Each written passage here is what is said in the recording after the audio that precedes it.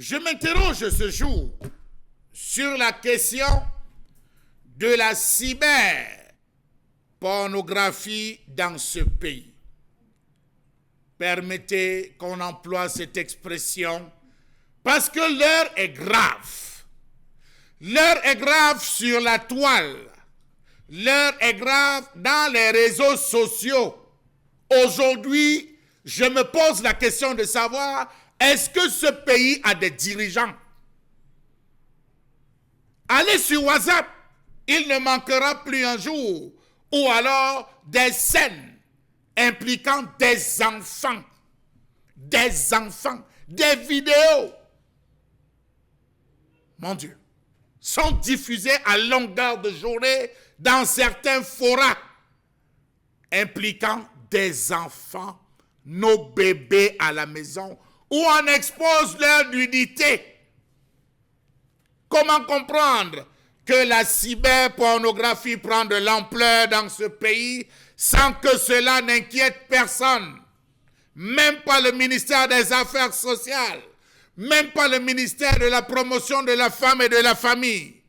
Depuis 2 semaines, une vidéo fait le tour des forats où on voit une petite fille de 5 ans en train de faire de l'exhibitionniste. Elle s'exhibe, je ne sais pas présentant quoi, ça fait mal. Et des gens commentent. Y a-t-il des dirigeants dans ce pays? Question. Comment comprendre cette ampleur? Car il ne passe plus de jours sans photos ou vidéos d'hommes, d'enfants et femmes nus et de personnes en plein ébat sexuel. Où veut-on ravaler nos valeurs africaines? Les réseaux sociaux tels que Facebook ou WhatsApp permettent de faciliter toutes les dérives qui portent atteinte au droit, à l'image ou à la vie privée. Quel que soit le motif, vengeance, harcèlement, escroquerie, tout est possible. Mais la liberté d'expression a ses limites.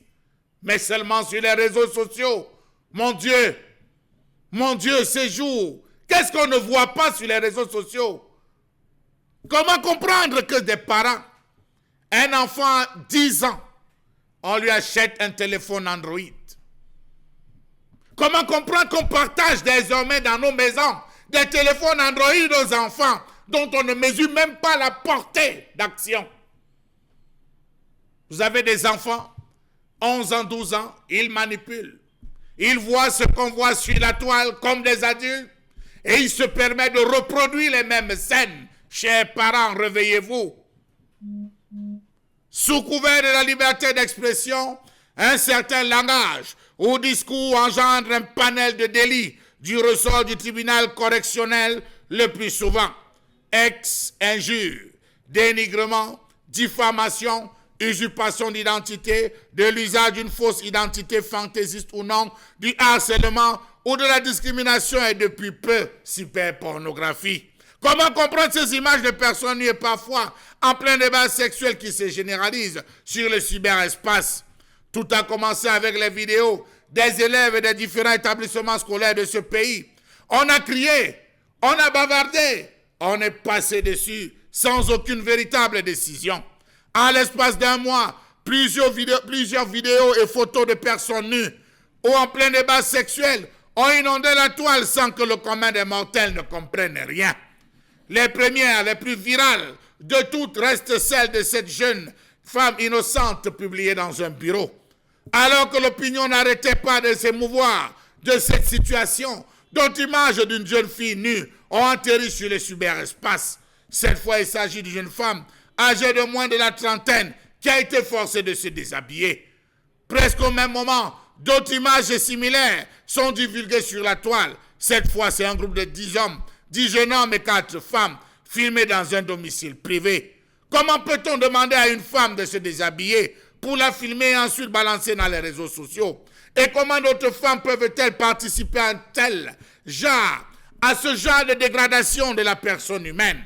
Comment des gendarmes peuvent-ils aller filmer des gens nus chez eux? Comment comprendre que les caméras de téléphone servent plus à la déshumanisation qu'à ce pourquoi elles ont été créées? Pourquoi est-ce qu'on ne peut pas revenir à la normale.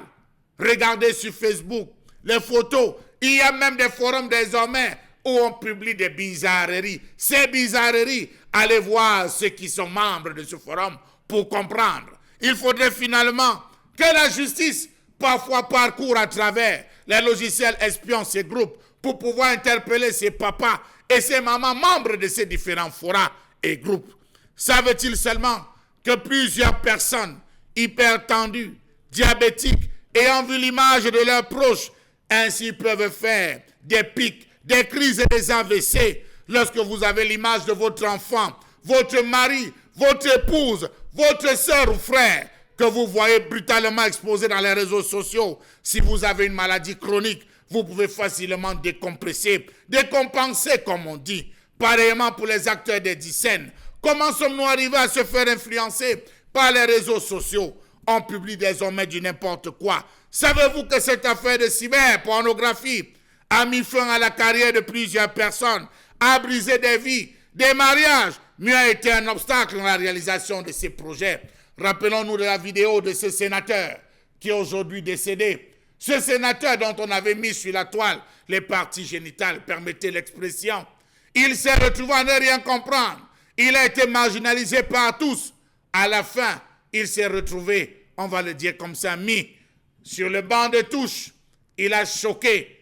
On n'a pu rien faire. Rappelez-vous de la mairie de Douala 2, de cette autre affaire où on avait mis encore des images. Oui, il faut savoir que chaque acte a des conséquences. Limitons-nous, parce que c'est grave, avec la cyberpornographie. Vivement que l'antique se lève et frappe du poing sur la table.